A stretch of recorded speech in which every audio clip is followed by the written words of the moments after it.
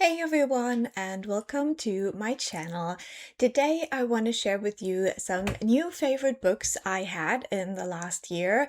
And as it is Black History Month in the US right now, these books will all be by Black authors. This is a little tradition that I've had for a couple of years now, so I will link some other videos I did talking about my favorite books by Black authors down below if you want even more recommendations from me. Now in this video we will cover different genres and we will discuss 15 books, so I won't go into a great ton of detail, but if you have any questions about any of these books, definitely let me know, and I will not repeat myself and say over and over again that the book was good and that I recommend it, because this is a book recommendation video, so all of these were great and I recommend all of them. That's why they're in this video. We're starting out with my favorite genre and I have two books to talk about. The first one is Somadina by Akwaeke Emezi. This is a YA fantasy where we follow a pair of twins. Mainly we are following Somadina, who is the girl in the pair, and she has a twin brother. And in this one, we have a world inspired by Nigerian mythology, and so Somadina has to go up against a dark power to save her brother. However, she also has to kind of go up against her own family and her village, as they are not very fond of twins and see them as kind of bad omens. Now, even though this was YA, this was at times very hard to read, especially with the mother-daughter relationship we have in this book. It was quite heartbreaking. And then we have The Haunting of Tramcar 015 by P. Djèlí Clark.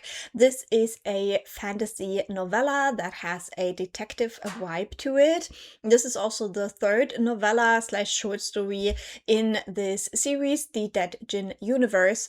And in this one, we follow a case of a tramcar that seems to be haunted. And this is a very steampunky world where we usually get these kind of detective stories. We don't always follow the same characters, so yeah, you can read them out of order if you want to. It doesn't really matter. And yeah, in this one, we are looking at kind of the entity that is haunting the tramcar and why that is happening. Speaking of hauntings, we will go right into my next favorite genre, and this one is horror, and I also have a few thriller books in this category as well. We're starting out with the thriller books, and I have Razorblade Tears by S.A. Cosby. I have a full reading vlog for this book, which I will link down below if you want to go and check it out. This was one of the books I wanted to read last year, and I was very, very happy that I finally did, because I had been meaning to check out this author for a very long time. Now in Razorblade Tears, we follow a man who has been previously in his life a getaway car driver, and he was involved with the criminal world. However, he got out and he's trying to live a good life now. He has kind of a car shop situation going on and he's taking care of his family. However, he is struggling for money, and when an opportunity arises that maybe he could do this like one last thing and then have the money to provide for his family, he gets sucked back into this criminal world. What I really love about this book is that it portrays the violence and the constant danger of criminal activity in a very realistic way. It's really not glorifying it at all, and it really shows how you are basically at the mercy of the people you're working with, and if they're trash, then you will probably end up in jail. I think I just said that I was talking about Razorblade Tears, which is not true. I was just talking about Blacktop Wasteland.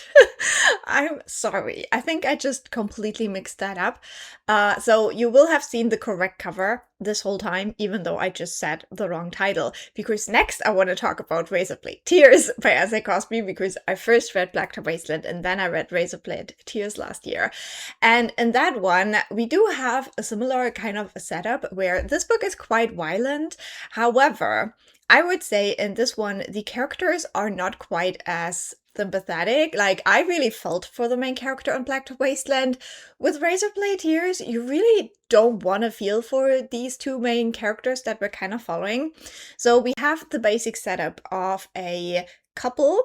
We have two men being married, they have a little girl together, and these two men end up being killed. And we have their respective fathers who are now trying to find out what happened, and they are seeking revenge. The thing is that these fathers never accepted their gay sons, so it is very hypocritical of them to now go onto this revenge trip. However, they do it, and they leave like a line of like violence where yeah, they try to figure out what happened to their sons.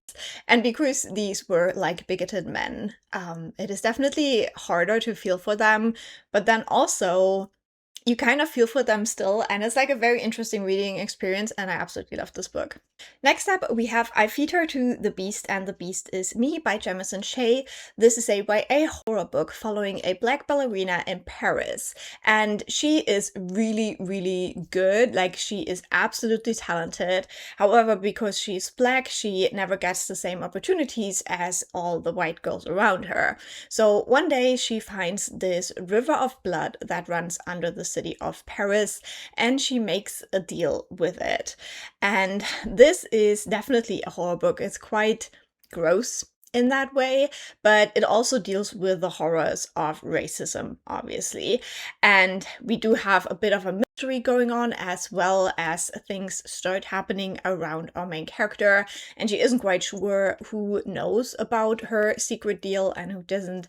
And yeah, it's just all about that ballerina world and the dark side of it. And I hope to read the sequel to this one this month. Then we have The Good House by Tananarive. This is an adult horror book that was written in the 2000s.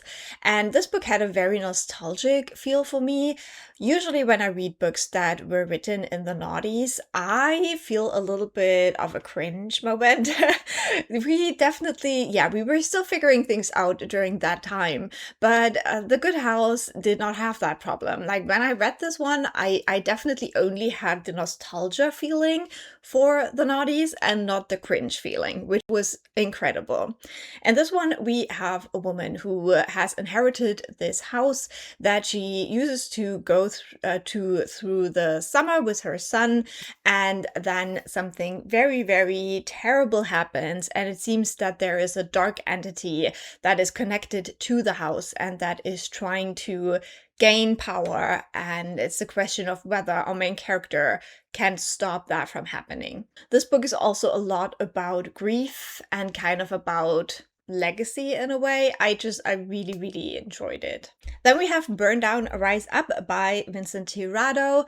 This again is a YA horror thriller book. This one was very interesting because it really focuses in on the history of New York City, if I remember correctly, and these horrible burnings that happened in the Bronx. And we are following a main character who's trying to save someone they love from this. Yeah, this again is kind of like a haunting. It's kind of like a monster, but yeah, it's this entity that is like still living on in the Bronx and feeding off of the people there. Next up, we go into literary and historical fiction, and the first one is Butter Honey Pig Bread by Francesca Ekwuyasi.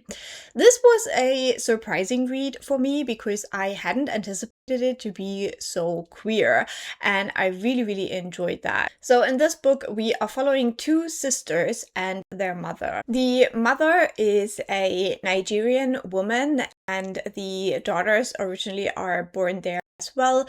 However, their life's journeys will lead into like Europe and North America, and so it's a very like big story spanning these two generations of women, and we see how different the lives of these sisters are and where we're at in the book is kind of the first time where all three women come together again in Nigeria.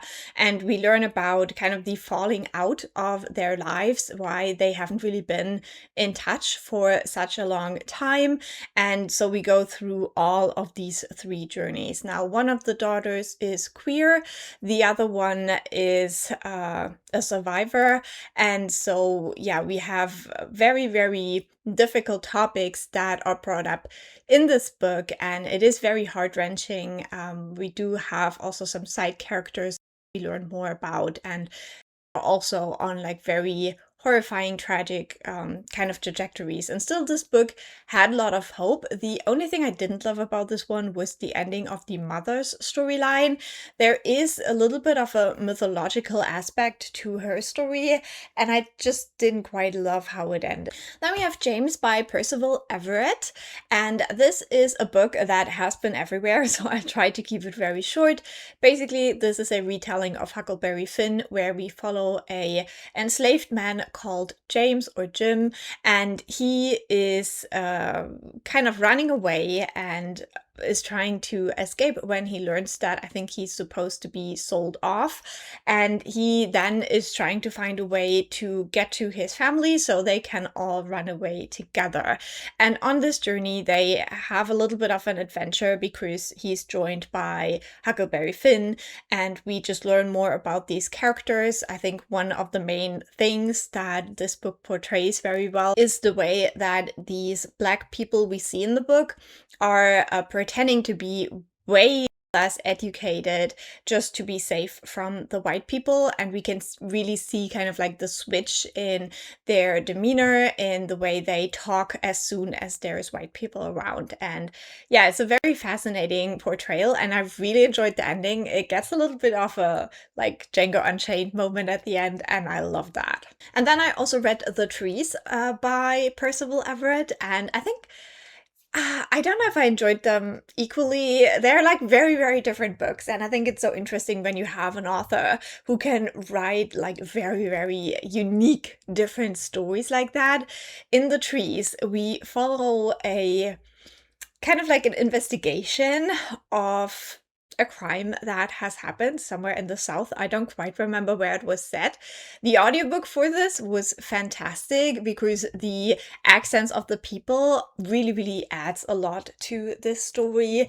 And we basically have this like very rural town with like some not very smart white people, and then these Black cops show up and they start investigating what's going on there, and obviously that leads to a lot of friction. This book also deals with the history of lynchings in the south of the US specifically, and yeah, I thought it was very well done. It's like satire of these like cop things, and then obviously also taking a swing at racism and how ridiculous it is. And I think The Trees is very on point with that sort of commentary. Then we have We Need New Names by NoViolet Bulawayo. This is a book about Zimbabwe, and in this book we are following our main character who grows up as a child in Zimbabwe, and we see a lot of the poverty, we see a lot of the political environment, kind of like what has caused a lot of the suffering of the people there. I must confess that I didn't really know a lot about the history of Zimbabwe going into this book, and I feel like I definitely learned a lot. It made me look up kind of the history of the country as well to understand a little bit better what is happening in the book. And then at some point halfway through the book, the main character then moves to Canada, and then it is about the immigrant experience, the way that this main character now has to adapt to a completely different environment, and it's not really by choice in a way, even though like it also talks about this idea of going to like Northern America, what that means to people who grow up in poverty like that, but then also that the reality is so different. And yeah, this book also does a lot. At times it was like very, very hard to read because it is mostly about terrible things happening. There is this one storyline about this young girl who is pregnant, and as an adult reader, you absolutely understand that only something very terrible can have happened to her for her to end up pregnant at that age. But the children don't really understand that, so because you have this child perspective as well, it's like even more horrifying because these kids, they don't really understand it. So yeah, there's a lot of trigger warnings, I would say. Like, if you want to read this book, definitely get informed before you start it if you are sensitive about certain content in books. And last but not least for this category, we have Nightcrawling by Leila Mottley. This is also a very dark book about very difficult topics. In this one, we follow a girl who is starting to become a young woman, and she is trying to kind of keep her family together. The parents are out of the picture in this story, and she only has her brother. However, the brother is like very, very useless. Like, he thinks he's gonna hit it big in the like hip-hop business or something like that, but it's clearly not in the cards for them. He thinks that because the uncle is actually a famous person, but he kind of left his family behind. So this girl is really just trying to hold it together, to hold on to her brother and just make it through. And because of that, she starts working as a sex worker, and it's about, yeah, just like stuff that happens. And this is inspired by a true case or a true like situation that actually happened in the US, I believe. And yeah, she's still very young, and she is basically yeah, very, very helpless, and there are people, certain people, who take advantage of that. And it's like, again, a very difficult read, but one that I thought, like, the way it was written was really great. I felt like the main character was never portrayed as a victim per se, but as someone who's incredibly strong and fighting for her life. Now, moving away a little bit from these heavy topics, I have one romance book. I don't really read a lot of romance, so I am glad I at least have one to recommend to you. And that one is Christmas Ever After by Michelle Stimpson. This is a holiday romance where we follow this small town that has come to renown, and now a movie production is happening there. They're filming a Christmas movie in the town, and the main actor for this movie and the mayor of the town are having a little bit of a spark.